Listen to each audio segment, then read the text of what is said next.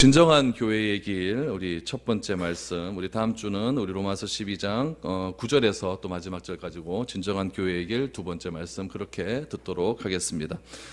우리가 살아있다고 하는 것은 우리의 생명력을 빼앗고자 하는 힘보다 강하다라는 것을 뜻하고 있습니다. 그런 의미에서 우리가 살아있다라고 하는 것은 나의 생명을 빼앗으려고 하는 다양한 질병, 바이러스의 침투를 이기고 있다라는 것을 뜻하고 있는 것이겠죠. 그럼 여러분, 교회는 어떻습니까? 교회도 똑같습니다. 교회가 하나님의 뜻을 이루기 위해서 세워지는 과정은 과연 어떻겠습니까? 그것은 우리가 생명력을 유지하기 위해서 우리 생명력을 빼앗는 그런 바이러스와 싸우는 것과 똑같다는 이야기죠.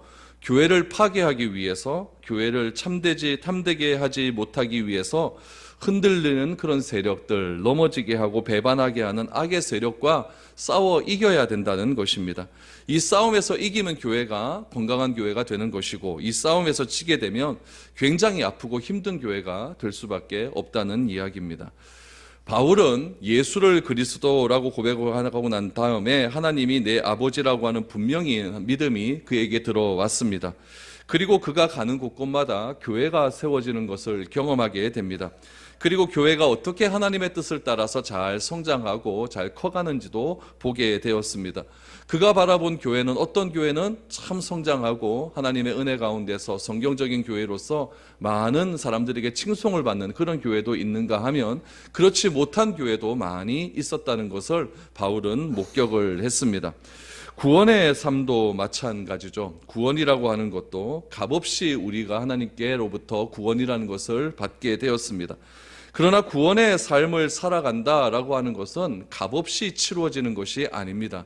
구원의 삶을 살아간다라는 것은 매일매일 값을 치루어야 되는 처절한 싸움이고 과정이라는 것을 우리는 알아야 됩니다. 구원의 삶을 살아가기 위해서 구원을 파괴하려는 여러 가지 세력들이 있다는 이야기죠.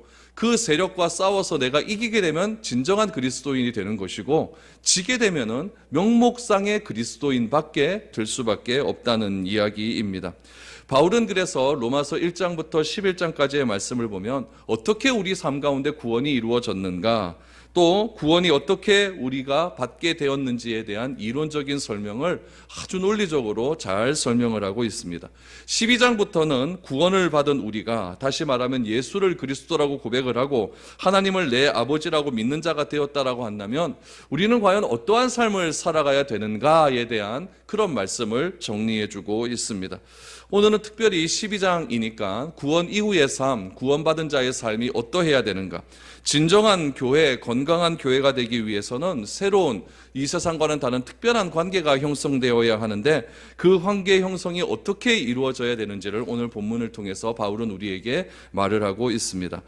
오늘 본문 말씀을 통해서 진정한 교회가 어떤 교회인지를 다시 한번 살펴보면서 교회가 세상과 달라야 되는 그런 분명한 목적과 이유에 대해서도 한번 살펴볼 수 있는 시간이 되었으면 좋겠습니다. 참된 교회는 어떤 교회입니까? 첫 번째로 이익에 의해서 맺어지는 관계가 아니라 전부를 드리는 관계가 되어야 된다라는 것이죠. 그것이 참된 교회다라고 바울은 말합니다. 이익에 의해서 맺어지는 관계가 아니라 전부를 드리는 관계. 1절 말씀을 먼저 보십시오. 그러므로 형제들아, 내가 하나님의 모든 자비하심으로 너희를 권하노니 너희 몸을 하나님이 기뻐하시는 거룩한 산제물로 드리라. 이는 너희가 드릴 영적 예배니라 라고 말합니다. 그러므로 라고 하는 접속사로 12장 1절이 시작을 합니다. 이 말의 뜻은 이렇습니다. 복음으로 우리가 값없이 구원을 받았기 때문에 우리가 행위로 구원을 얻은 것이 아니라 예수 그리스도의 십자가의 은혜로 구원을 받았다라고 한다면 그것이 그러므로입니다. 내가 진정한 믿음으로 구원을 받았다라고 한다면 어떻게 된다? 우리의 몸을 하나님이 기뻐하시는 산제물로 드려야 된다라는 것이 1절의 결론입니다. 그래서 우리가 구원을 받았다라고 한다면, 값없이 구원의 은혜가 우리에게 임했다라고 한다면 우리의 몸을 거룩한 산제물로 드리는 삶이 출발되었다, 시작되었다라는 것을 뜻하고 있습니다. 내가 이제는 거룩한 산제물로 드리는 삶이 출발하고 시작되었다라는 것을 무엇이라고 이야기하냐면은 영적인 예배다라고 이야기를 하는 겁니다. 우리가 구원의 감격을 누리면 우리의 몸을 하나님께 드리는 삶을 살게 됩니다. 여러분, 재물이라고 하는 것은 어떤 특징을 가지고 있냐면 주장함이 없습니다. 자기가 뭘 이렇게 하겠다라고 하는 주장이 없습니다. 내가 재물이 되었다라고 하는 것은 내가 살아있지만 내 주장이 없다라는 이야기죠. 내가 날마다 죽어야 되는 목숨이며 살아있지만 하나님께 드려져야 하는 것, 그것이 바로 영적인 예배다라는 이야기죠. 이 영적이라고 하는 말의 헬라어가 재미있습니다. 영적이라고 하는 말의 헬라어를 로이코스라고 합니다. 로이코스. 로이코스에서 영어의 로지컬이라고 하는 말이 파생이 되었습니다. 여러분, 그러므로 로이코스라고 하는 말의 뜻은 무엇이냐면 합리적인이라는 뜻이에요. 합리적인, 이성적인, 논리적인이라는 그런 뜻을 가지고 있죠. 그러면 여러분, 이것을 좀 더 우리가 생각을 해보면 이렇죠. 내가 값없이 구원을 받았다라고 하는 것은 내 몸을 하나님께 드렸다라는 것을 의미한다는 거죠. 이것이 어떻다는 겁니까? 합리적이라는 거예요. 이것이 어떻다는 거죠? 논리적이라는 이야기죠. 내가 구원을 받았음에도 불구하고 내 몸을 하나님께 드리지 않는 것은 비합리적인, 비논리적인, 비이성적인 것이라는 거예요. 내가 하나님으로부터 구원을 받았다라고 한다면 내 몸 자체가 하나님께 드려지는 영적인 예배를 사는 것이 합리적이고 논리적인 일이다라는 것을 바울은 이야기하고 있는 것입니다. 그래서 산제물이 되었다라고 하는 것은 내 전부를 드린다라는 이야기죠. 하나님과 합의를 보는 것이 아닙니다. 하나님, 요거는 하나님께 드리고 요거는 아닙니다. 이렇게 하나님과 우선 합의를 보는 것이 아니라 일부를 드리는 것이 아니라 내가 속한 모든 것을 하나님께 드리는 것, 그것이 뭐라고요? 합리적인 일이라는 거예요. 그것이 논리적인 일이라는 이야기입니다. 그런 의미에서 이렇게 구원을 받은 사람들의 모인 이 교회는 서로 맺어진 관계 자체가 굉장히 독특한 관계라는 이야기입니다. 여러분, 세상의 모든 관계는 이렇습니다. 자기의 유익을 구하는 관계입니다. 내한테 손해가 오면은 그 사람하고 관계 맺을 필요가 없습니다. 세상의 관계는 그래요, 그렇죠? 나에게 무슨 소득이 있든지, 그 사람을 통해서 나에게 무슨 물질적인 풍요로움이 오든지, 그 사람 때문에 내가 먹고 살든지, 그렇기 때문에 내가 억지로라도 그 사람하고 관계를 맺으며 살아가는 것, 그것이 우리가 살아가는 이 세상의 관계입니다. 그러나 세상에서 보이는 관계가 그렇다라고 하면은 이 교회 안에서의 관계는 어떠해야 되냐는 얘기죠. 교회 안에서의 관계도 이 사람이 나에게 어떤 이익을 주고 이 사람이 나에게 어떤 삶의 영향력을 준다고 해서 그 사람과는 관계를 맺고, 그렇지 않다면 그 사람과 관계를 안 맺는 것이 교회의 관계는 아니라는 이야기죠. 교회는 좀 더 특별한 관계라는 이야기예요. 교회는 특별한 관계가 어떤 관계이냐? 내 모든 삶을 드리는 관계라는 이야기예요.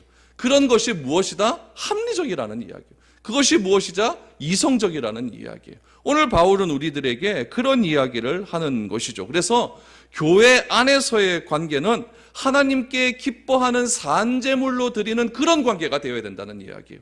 나의 만족과 나의 유익을 위한 관계가 아니라 서로 사랑하고 서로 이해해주며 상대편의 입장에서 배려해주고 기다려줄 줄 아는 그런 관계가 되어지는 것, 그것이 교회 안에서는 합리적이고 논리적인 관계다라는 것을 바울은 우리에게 이야기하고 있습니다.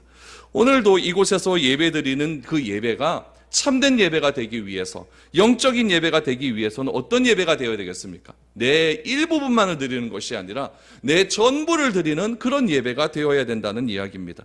우리의 마음과 태도가 아니고서는 진정한 예배가 될 수 없다는 이야기죠.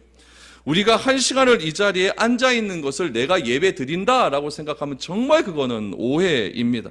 내가 원하는 시간에 와서 내가 예배 드린다, 이것도 여러분 오해라는 이야기죠.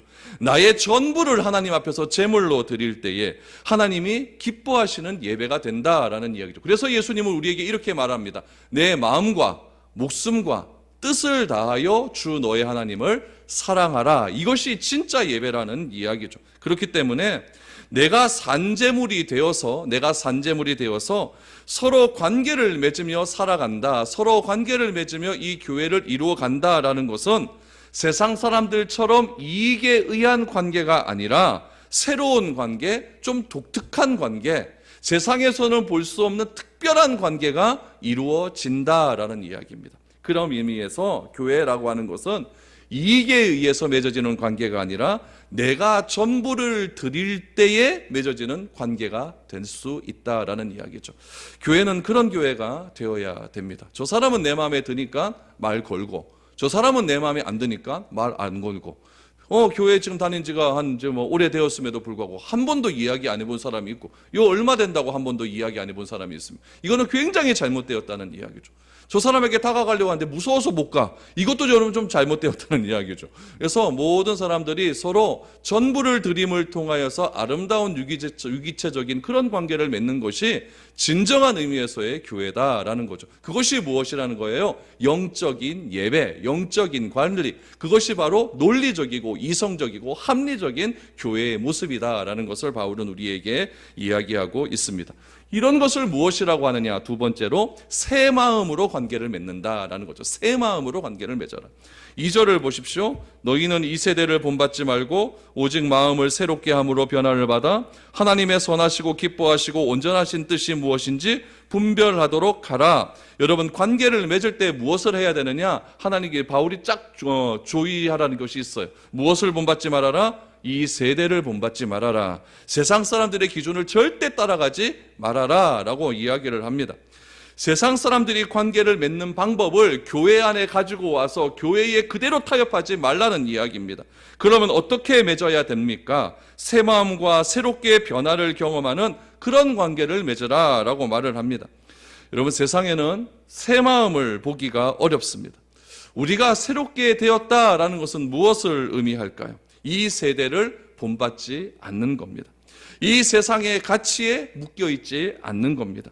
이런 사람을 바울은 무엇이라고 이야기하냐면은 새로운 피조물이다 라고 말합니다. 이전 것은 지나갔으니 보라 새 것이 되었도다. 이전 것은 어떤 관계를 맺는 삶이었습니까? 내가 내 이익을 추구하고 이 세상의 세대를 추구하는 그런 관계를 맺었다라고 한다면, 이제는 예수를 그리스도라고 고백하는 그런 믿음이 우리에게 들어오면 어떻게 해야 됩니까? 새로운 관계를 추구해라. 새로운 마음을 가져라 라는 이야기죠.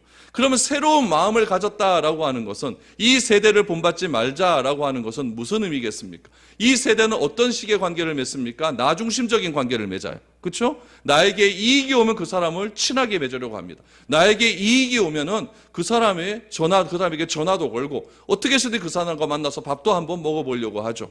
그러나 이제는 새로운 관계가 되었다면은 어떤 마음으로 그렇게 관계를 맺어야 되는가? 그것을 고린도후서 5장 15절 말씀에 보면 이렇게 설명을 하고 있습니다. 같이 읽어보죠. 시작. 그가 모든 사람을 대신하여 죽으시면 살아있는 자들로 하여금 다시는 그들 자신을 위하여 살지 않고 오직 그들을 대신하여 죽었다가 다시 살아나신 이를 위하여 살게 하려 함이라. 이전까지의 나의 삶은 나 중심적인 삶, 나만을 위한 삶, 나의 이익을 위한 삶을 살았다라고 한다면, 내가 이제는 새로운 피조물이 되었고 새로운 마음이 되었다라고 하면 누구를 위한 삶? 나를 위하여 십자가에 못 박히고 죽으시고 부활하신 그분을 위한 삶을 위하여, 그분을 위하여서 내 모든 전부를 드리는 그런 마음으로 서로 관계를 맺는 것, 그것이 새로운 마음이다라고 바울은 이야기하는 거죠. 다시 말하면, 쉽게 말하면 나 중심적인 삶에서 탈피하라는 거예요. 내 생각만 하는 것에서 탈피하라는 거죠. 이제는 누구 중심? 나 중심이 아니라 예수 그리스도를 중심으로 살아라. 그 예수님이 어떤 예수님이십니까? 나를 위하여 십자가에 못 박혀 죽으시고 3일 만에 부활하신 그 예수 그리스도를 위한 삶을 살아갈 때에 그런 마음을 갖는 것이 새로운 마음이다 라고 말을 할 수가 있습니다. 예수님께서는 새 포도주를 어디에 담지 말라고 하셨죠? 헌가죽 부대에 담지 말라라고 말합니다. 새롭게 된 존재는 새롭게 관계를 맺는 새로운 공동체에 담겨져 있어야 된다라는 이야기입니다. 새 포도주를요, 여러분 헌가죽 부대에 담게 되면은 새 포도주가 가죽 부대 안에서 발효가 돼서 점점 부풀어 오르지 않겠습니까? 그렇게 되면 헌가죽 부대는 터지고 만다는 이야기예요. 그래서 새 포도주를 헌가죽 부대에 담게 되면 터지게 되니까 포도주도 버리게 되고 헌가죽 부대도 찢어져서 아무것도 못 쓰게 된다는 이야기예요. 그래서 어쩌면 포도주를 잘못 담가서 교회가 깨어질 수도 있는 거예요. 포도주를 잘못 담가는 것은 무엇입니까? 거짓된 복음, 잘못된 복음, 잘못된 성경관, 잘못된 교회론, 그런 것을 잘못 받아들이게 되면은 그 새 포도주를 잘못 담근 것 때문에 여러분 교회가 깨질 수도 있는 거예요. 생명력을 담지 못하기 때문에 교회가 깨어질 수도 있다는 이야기죠. 반대로 새 포도주는 너무너무 좋은데 그것을 담는 가죽 부대가 헌 것이라고 한다면은 새 포도주에 담겨 있는 그 풍성한 생명력을 감당하지 못해서 결국 어떻게 되냐면은 헌 가죽 부대가 깨질 수밖에 없다는 이야기죠. 그러므로 예수님은 말을 합니다. 새 포도주는 어디에 담겨야 된다? 새 가죽 부대에 담겨야 된다라는 이야기죠. 우리가 교회라고 하는 것을 우리가 바르게 알았다라고 한다면, 교회라고 하는 것이 이익에 맺어지는 관계가 아니라 전부를 드리는 관계고, 교회라고 하는 것이 세마우로 맺어진 그런 관계라고 한다면, 이 교회를 담는 우리 한 사람 한 사람들의 모든 사람들의 마음 자체도 새 포도주를 담을 수 있는 그런 마음가짐이 필요하다는 이야기입니다. 그래서 그런 관계 속에서 무엇을 알아야 되느냐? 바울은 이야기하죠. 하나님의 선하시고 기뻐하시고 온전하신 뜻이 무엇인지를 분별하라 라고 말을 합니다. 2절을 자세하게 보면은 여러분 이것입니다. 여러분 분별이 먼저가 아니에요. 분별이 먼저가 아니에요. 우리는 자꾸 생각할 때에 무엇만 자꾸 생각하면 결과를 자꾸 생각을 해요. 선하시고 기뻐하시고 온전하신 뜻이 무엇인지 분별해라. 그것을 알아야 된다 이렇게 생각을 해요. 그러나 그게 아니죠. 우선은 무엇입니까? 분별이 우선이 아니라 변화가 우선입니다. 내가 변화를 받게 되면 분별력이 생기는 거예요. 내가 변화를 받게 되면 이제는 나 중심적인 삶을 살아가는 것이 아니라 하나님 중심, 나를 위하여 십자가에 못 박혀 죽으시고 부활하신 그 예수 그리스도 중심으로 살아갈 수 있기 때문에 하나님의 선하시고 기뻐하시고 온전하신 뜻을 분별할 수 있다라고 말을 하는 것입니다. 그러므로 내가 바른 분별을 하기 위해서는, 내가 올바른 가죽부대가 되기 위해서는 무엇이 우선입니까? 내가 변화받아야 돼요. 내가 변화받지 못하고는 철저하게 교회가 교회일 수가 없습니다. 내가 변화받고 내 삶이 먼저 변화되고 내 삶 속에서 하나님의 말씀에 충만한 은혜가 자꾸자꾸 폭포수처럼 터져 나올 때에 그런 한 사람 한 사람들이 모여서 이 교회는 새로운 가족부대가 될 수 있게 된다는 이야기입니다. 그래서 온전하신 뜻을 분별하기 위해서는 우리가 먼저 새로운 관계 형성이 필요하다. 내가 변화됨이 필요하다라는 것을 우리에게 말을 합니다. 이것이 되지 않으면은 세상의 모임과 구별이 없는 그런 모임이 됩니다. 그런 모임을 여러분 어떻게 교회라고 할 수 있겠습니까? 그런 교회로 인해서 세상은 굉장히 혼란스러운 거죠. 여러분 세상 사람들, 예수님을 안 믿는 사람들도 교회는 압니다. 뭐에 대해서 아는지 압니까? 교회가 어떤 곳인지 알아요. 교회 어떤 곳인지 어떻게 알겠습니까? 교회는 우리와는 다르다는 걸 알아요. 교회는 우리와는 다르다는 걸 알아요. 그래서 교회에 다니는 사람은 뭔가 자기들보다는 높은 도덕적 수준을 요구합니다.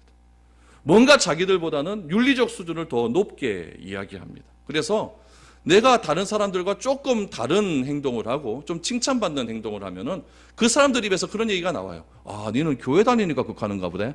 이런 얘기가 나옵니까? 안 나옵니까? 나와요. 그래서 세상 사람들도 다 알아요. 교회가 어떤 교회가 진짜 교회고 참된 교회인지 다 아는 거예요. 근데 그런 교회의 모습이 자꾸 없어지고 나니까 세상 사람들이 교회에 대해서 헷갈리기 시작하는 거예요.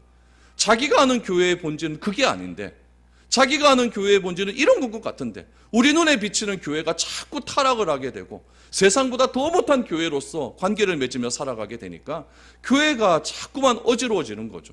그런 모습을 보면서 세상 사람들이 교회에 대한 혼란스러움이 생기게 된다는 거죠. 다 누구 때문입니까? 우리가 변화를 받지 못하기 때문에 그래요. 예수를 믿고 구원을 얻었다는 거, 그거는 확실하게 믿는 것 같은데 그 믿음 이후의 삶이 도무지 내가 값을 치르려고 하지 않는 거예요. 무엇인가 내 성격이 변하려고 하면은 내가 무엇인가 결단함이 있어야 되고, 그 결단함 때문에 내 아픔이 있고 그 아픔을 경험해 가면서 어떤 성격인 변화가 되어지는 거고 마음적으로도 어떤 변화가 이루어져 가는데, 그런 것들을 안 하려고 하니까 세상과 다른 것들이 하나도 없어지게 되는 것이죠. 그래서 여러분 교회라고 모이는 곳에서도 우리도 바르게 알아야 됩니다. 내가 변화를 받아서 분명히 세상과 다른 가치를 가진 그런 모임이라는 것을 우리가 분명하게 세상에서 드러내질 때에 교회는 교회로서의 본질을 맞이할 수가 있는 것입니다. 그래서 등불은 상 밑에 두는 것이 아니라 어디에 둔다고요? 상경 위에 둔다. 교회는 항상 세상 사람들 앞에서 주목을 받게 되어 있다는 이야기예요. 우리 예수를 믿는 사람들은 믿지 않는 사람 앞에서 항상 주목을 받게 되어 있다는 이야기죠. 그래서 우리가 항상 변화를 받는 그런 삶이 중요하다라는 이야기죠. 창세기 47장 9절에서 10절까지의 말씀을 보면은 야곱의 변화가 나옵니다. 야곱이 이집트로 이민을 가게 되죠. 이민을 가서 이집트의 바로에게 인사를 하게 됩니다. 그때 바로가 야곱에게 무엇이라고 이야기하냐면은 너의 나이가 몇 살이냐라고 묻죠. 그때 야곱이 이렇게 이야기를 합니다. 우리 같이 한번 읽어볼까요? 창세기 47장 9절 10절입니다. 시작. 야곱이 바로에게 아뢰되 내 나그네 길의 세월이 130년이니이다. 내 나이가 얼마 못되니 우리 조상의 나그네 길의 연조에 미치지 못하나 험한 세월을 보내었나이다 하고 야곱이 바로에게 축복하고 그 앞에서 나오니라. 야곱은 하나님이 자신을 향한 험한 세월 속에서 지금까지 버티고 버텼다는 것을 누구 앞에 고백을 하냐면은 바로 앞에서 다 고백을 합니다. 참으로 험한 세월을 보냈고 그 험한 세월이 내 조상에게는 도무지 미치지 못하는 그런 세월을 보냈나이다 라고 말을 합니다. 그리고 난 다음에 야곱이 바로에게 무엇을 하냐면은 축복해 줍니다. 축복을 해줘요. 축복이라고 하는 것은 무엇이냐면 여러분 머리에 얹고 손을 얹고 기도하는 그런 행위였어요. 야곱의 직업은 뭡니까? 목동입니다. 그렇죠? 양치는 사람이에요. 바로는 그 당시에 최고 권력을 가진 사람입니다. 그럼 축복을 하려면 누가 해줘야 됩니까? 바로가 해줘야 되죠. 근데 야곱이 바로에게 축복을 해줍니다. 이건 무엇입니까? 야곱의 험난한 세월을 살아갈 동안에는 야곱이 하나님으로부터 주셨던 그 놀라운 은혜를 경험하지 못한 거예요. 내가 하나님께서 왜 이렇게 나에게 은혜를 베풀어 주시고 왜 이렇게 나에게 이렇게 죄를 지음에도 불구하고 이렇게 복을 주시는지 도무지 깨닫지 못했다는 거죠. 그러나 나이 130년이 살 그 나이에 야곱이 깨달은 것이 하나 있었습니다. 하나님께서 나를 이렇게 족장으로서 지금까지 인도해 주신 것은 그 족장이 한 가정의 족장이 아니라 전체 전 세계에 믿지 않는 자들로 하여금 본을 보이고 축복의 통로로서 나에게 이렇게 은혜를 주셨다는 것을 언제 깨닫게 되냐면 나이 130에 깨닫게 됩니다. 야곱이 언제 죽습니까? 147세에 죽습니다. 죽기 17년 전에 이 사실을 깨달아요. 여러분 죽기 17년 전에 이 사실을 깨닫는 것도 복입니다. 어떤 사람은 죽을 때가 다 되어도 하나님께서 왜 나에게 이런 은혜를 주셨고 왜 나에게 이런 고난을 허락하여 주셨고 왜 나로 하여금 이런 신앙생활을 포기하도록 해주셨는지 그 의미도 도무지 알지 못한 채 그렇게 떠나가 버리는 사람이 있어요. 어떤 사람은 사랑을 머리로는 압니다. 이성적으로는 다 알아요. 교회가 뭔지 이성적으로는 다 알아요. 그런데 이성에서 우리 마음까지 내려오는데 시간이 너무너무 오래 걸리는 거예요. 한평생 살아도 마음으로 무엇인가 사랑을 고백하지 못하고 마음으로 무엇인가 실천하지 못하고 마음으로 무엇인가 교회 안에서 헌신하지 못하는 그런 삶을 살다가 그렇게 가시는 분들도 있다는 이야기예요. 야곱은 언제 알았습니까?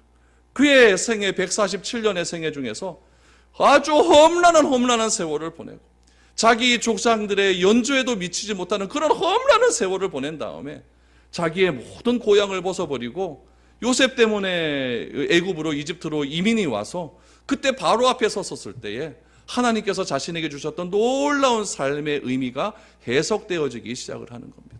아, 하나님께서 나로 하여금 족장의 사명을 이렇게 해서 주셨구나. 그래서 전 세계를 다스리는 바로를 축복하고 그 자리에서 나가는 삶을 사게 된다는 이야기입니다. 여러분 야곱처럼 평생을 살면서 내 나이가 죽을 때가 되었을 때 그리스도인이 될 수만 있다면 그거 얼마나 다행스러운 일이겠습니까? 우리는 그리스도인이 아니면서도 그리스도인 것처럼 착각하며 살아가고 있지는 않습니까? 그 착각 속에 살아가는 것이 야곱의 삶입니다. 야곱의 삶은 맨날 속이고 쟁취하려고 하고 어떻게 해서든지 하나님으로 싸워서 이기려고 하는 그런 경쟁심 속에서 그렇게 하루하루를 살아갔던 것, 그것이 여러분 어떻게 하나님의 자녀이고 하나님의 본질적인 자녀로서의 삶의 모습이겠습니까? 그러나 야곱이 그랬던 모든 삶들을 이제 뒤로 하고 나이 130이 되어서 이제 바로 앞에 섰을 때 그랬던 모든 것들을 하나님께 회개하고 내가 진정으로 해야 될 것은 많은 백성들을 축복하고 복을 내리는 길이구나, 축복의 풍로로서 내가 살아가는 길이라는 것을 깨닫게 되는 거죠. 그래서 바로를 축복하게 되고 야곱이 나중에 죽을 때에 이스라엘 12 아들을 자신의 12아들을 향하여서 다 축복기도 해줬더니 그대로 다 이루어지는 것을 볼 수 있게 되는 것 아니겠습니까?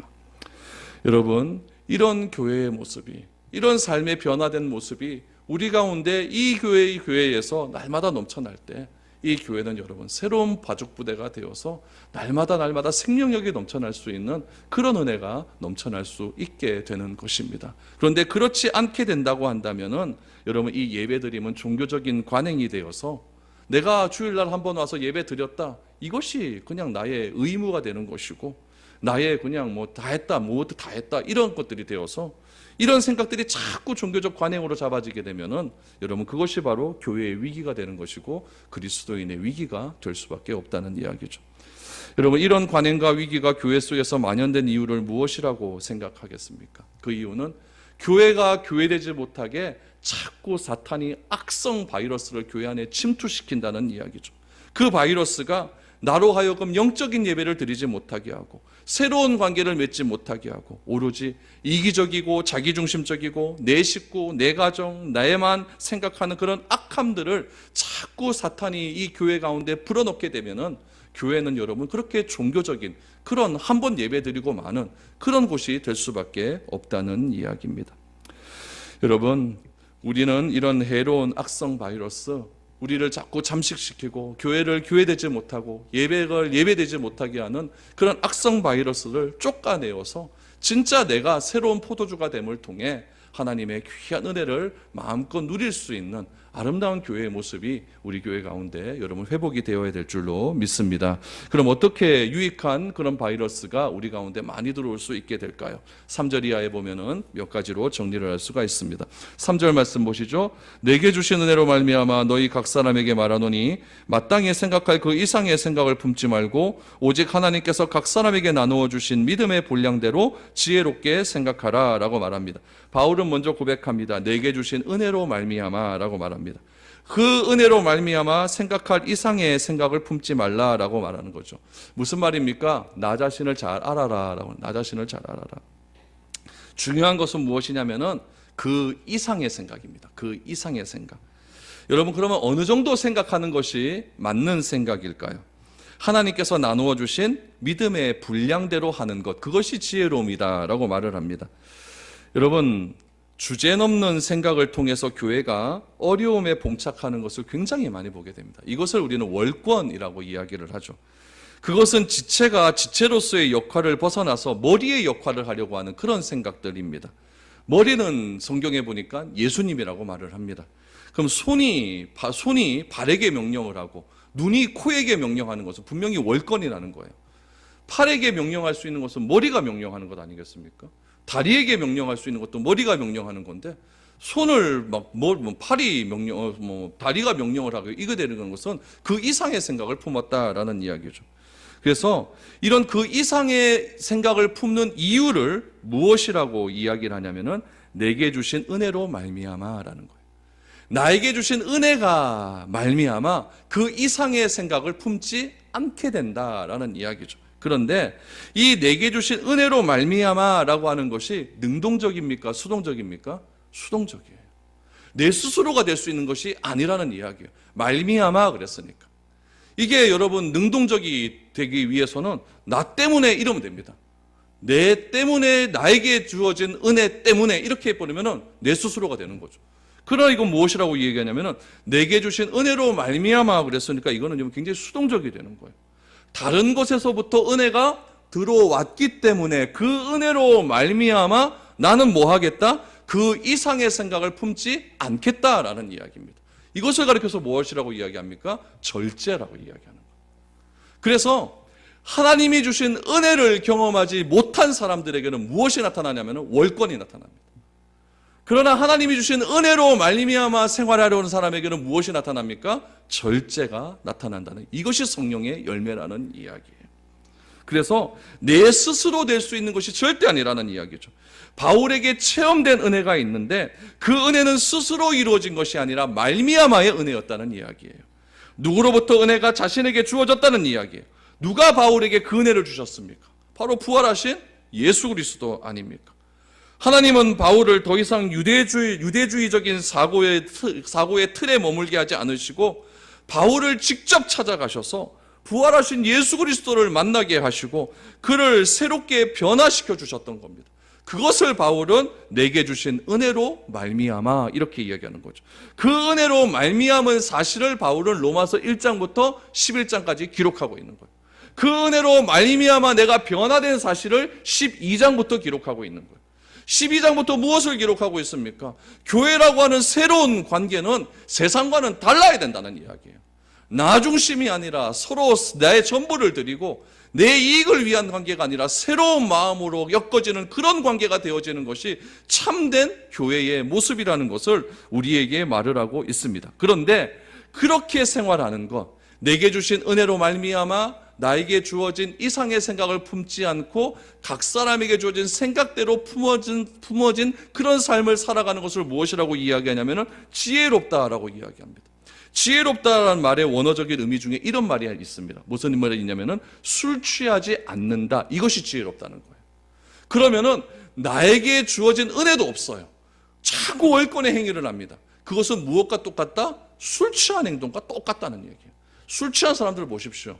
자기 절제가 있습니까? 없잖아요. 겸손함이 있습니까? 없잖아요. 그냥 자기 감정에 도취되어서 막 퍼붓는 그런 삶을 살지 않습니까? 그런 것이 지혜로운 삶이 아니라 내가 바짝 정신 차려서 어떻게 살아가는 것이 참된 삶이고 주께서 주신 은혜로 말미암아 내가 이렇게 구원함을 얻었다라고 한다면 그 구원의 감격 속에서 내가 교회 공동체 안에서 내가 어떠한 삶을 살아가는 것이 맞는 삶인가 하는 것을 내가 다시 한번 점검하고 분별해가는 삶, 그것이 지혜로운 삶이라는 이야기. 그것이 성령 충만한 삶이고 그것이 절제의 삶이라는 이야기죠. 그래서 바울은 내게 주신 은혜를 이야기할 때 하나님께서 각 사람에게 나누어 주신 믿음의 분량이 있다라고 하는데 그 믿음의 분량을 무엇이라고 설명하냐면 첫 번째로 믿음에는 색깔이 다르다라는 얘기. 믿음에는 색깔이 다르다. 여러분 우리가 신앙생활을 하게 된 동기는 다 다릅니다. 은혜를 받는 것도 다 다릅니다. 주신 말씀도 다 다릅니다. 각자의 믿음의 색깔이 다 있다는 이야기죠. 그러므로 내 믿음의 기준을 가지고 다른 사람을 판단하고 강요하지 말라는 이야기. 하나님께서 어떤 사람에게는 강력한 방법으로 은혜를 주시는 사람이 있습니다. 막 때리든지 막 강하게 막 그냥 고난을 허락해 주셔서 이거 아니면 이 사람이 예수 안 믿을 것 같으니까 강하게 연단을 주셔서 그 사람을 건져내시는 사람도 있습니다. 어떤 사람은 어떻습니까? 좀 더 하나님께서 부드럽게 그 사람을 이끌어가는 사람도 있습니다. 그렇기 때문에 나의 은혜 받은 경험을 강요할 필요는 없습니다. 꼭 이렇게 해야 된다 이렇게 강요할 필요는 없다는 이야기죠. 우리는 구원이라고 하는 똑같은 한 데나니온씩 다 받은 사람들입니다. 그러나 그것을 받게 된 시간과 경로와 삶이 다 다릅니다. 믿음의 분량도 다르고 색깔도 다릅니다. 그러므로 내 믿음의 기준을 가지고 다른 사람을 판단하고 정죄하는 일은 사라져야 됩니다. 그것이 마땅히 생각할 그 이상의 생각입니다. 그것이 공동체를 해치는 잘못된 바이러스일 수 있다는 이야기죠. 믿음에는 색깔이 있다는 것을 인정하는 겁니다. 우리가 해야 할 것은 내 신앙을 돌아보는 것이 중요하지 남의 신앙을 돌아보면서 판단하고 정죄하는 것은 그렇게 중요한 일이 아닙니다. 그래서 내 눈에 있는 들보를 보지 못하고 남의 눈에 있는 티만 보고 다닌다라고 말을 하지 않습니까? 이것이 바로 월권적 신앙이라는 이야기죠. 그래서 각자에게 주어진 믿음의 색깔은 다르다는 것을 인정하는 것이 중요합니다. 두 번째는 함께함이 있어야 된다라는 이야기입니다. 여러분 4절에서 8절까지의 말씀을 보시죠. 우리가 한 몸에 많은 지체를 가졌으나 모든 지체가 같은 기능을 가진 것이 아니나니 이와 같이 우리 많은 사람이 그리스도 안에서 한 몸이 되어 서로 지체가 되었느니라. 우리에게 주신 은혜대로 받은 은사가 각각 다르니 혹 예언이면 믿음의 분수대로, 혹 섬기는 일이면 섬기는 일로, 혹 가르치는 자면 가르치는 일로, 혹 위로하는 자면 위로하는 일로, 구제하는 자는 성실함으로, 다스리는 자는 부지런함으로, 긍휼을 베푸는 자는 즐거움으로 할 것이니라 라고 말합니다. 한 몸에 많은 지체가 있다는 것은 그 지체가 맡은 부분이 다르다는 이야기입니다. 눈의 역할이 있고 코의 역할이 있고 입의 역할이 있는 것 아니겠습니까? 교회에도 오늘 4절에서 8절까지의 말씀처럼 다 다르다는 이야기예요. 그러므로 다른 것이 각자 움직이는 것이 아니라 하나의 머리를 중심으로 함께 움직이는 것이 중요하다라는 이야기죠. 함께 움직여 간다는 교회의 모습을 예수를 그리스도라고 고백하는 믿음의 고백이고 하나님을 아버지라고 고백하는 가족적인 모임, 그것이야말로 진정한 의미의 함께함이라고 성경은 말하고 있는 것입니다. 건강한 관계를 이루기 위해서는 자신에게 주어진 은사가 마음껏 발휘가 되어야 된다는 이야기죠. 물론 은사는 다 다릅니다. 고린도전서 12장 11절 말씀에 보니까 이 모든 일은 같은 한 성령이 행하사 그의 뜻대로 각 사람에게 나누어 주시는 것이라 라고 말을 했습니다. 각 사람에게 나누어 주기 때문에 다를 수가 있다는 이야기예요. 바울은 이처럼 다양한 은사를 하나님께서 허락하여 주셨는데 그 은사는 하나님의 뜻대로 각 사람에게 나누어 주셨다라고 말합니다. 각 사람에게 나누어 주셨다라는 것을 무엇이라고 이야기하냐면 선물로 주셨다라는, 선물로 주셨다. 그래서 에베소서 4장 11절에서 12절 말씀을 한번 보시죠. 거기 보니까 이렇게 나와 있습니다. 같이 한번 읽어보죠. 시작. 그가 어떤 사람은 사도로, 어떤 사람은 선지자로, 어떤 사람은 복음 전하는 자로, 어떤 사람은 목사와 교사로 삼으셨으니 이는 성도를 온전하게 하여 봉사의 일을 하게 하며 그리스도의 몸을 세우려 하심이라. 우리에게 각 사람에게 믿음의 색깔과 믿음의 은사와 각 사람에게 은사를 선물로 나눠주신 이유는 딱 한 가지라는 이야기예요. 서로 봉사의 일을 해서 그리스도의 몸된 교회를 세우기 위함이다. 이거예요. 교회를 여러분 세우고자 하기 위해서 각 사람에게 은사를 주셨다라는 이야기예요. 물론 저에게는 어떤 은사를 주셨습니까? 말씀 전하는 은사를 주셨어요. 그러나 저는 다스리는 은사도 잘 없고요. 물론 섬기는 은사는 저에게 좀 많이 없는 것 같습니다. 어떤 분에게는 섬기는 은사가 풍성하신 분이 있어요. 어떤 분에게는 다스리는 행정과 다스리는 은사가 풍성하신 분이 있어요. 그래서 은사는 많지만 그 은사의 종류는 딱 세 가지로 나뉘게 됩니다. 말씀, 다스림, 섬김. 이것이 교회에서 굉장히 중요한 세 가지의 은사예요.